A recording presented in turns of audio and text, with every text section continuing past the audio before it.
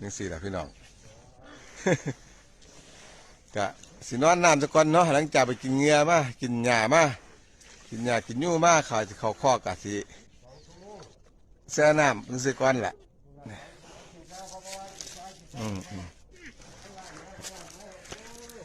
เอาไปพาลูกขึ้น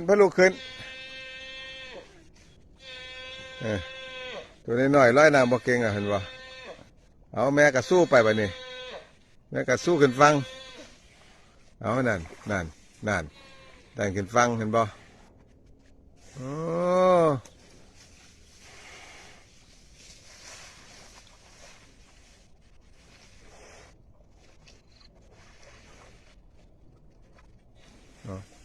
เอาขึ้นพาลูกขึ้น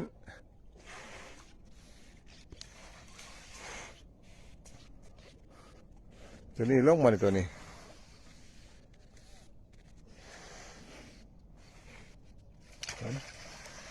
ลงบ่ลงบ่ฮะลงบ่ล่ะลงบ่ลูกลงบ่ลงบ่เอาซึ่งนี่เป็นไหน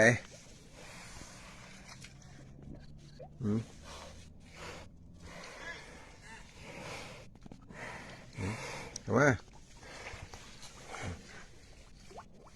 เอาโอ้ตามลงเถอะบ่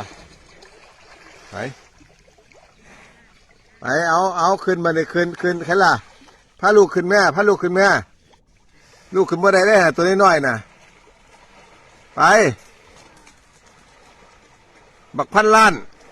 ไอ้ละบาดนี่พูดน่ะโอ้ขาหักซะเนาะโอ้มันก็ข่าวคักใช่ป่ะพูดน่ะ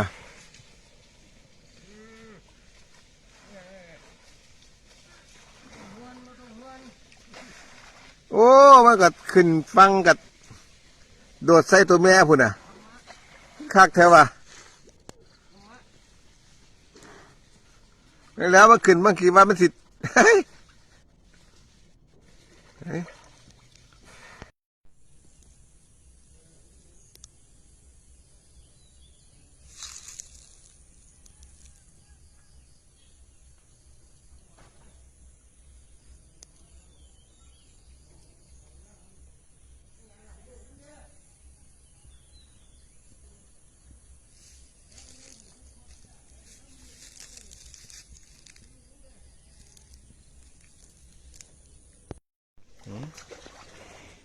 นี่ครับ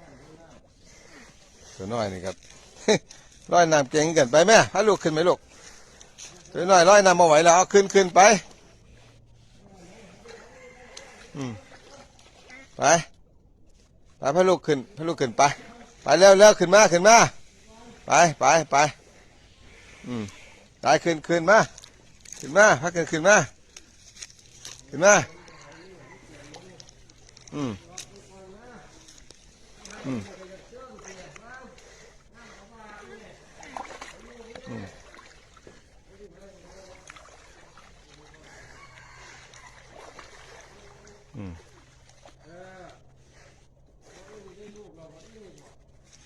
ตัวนี้อยากขึ้นนี่ตัวน้อยนี่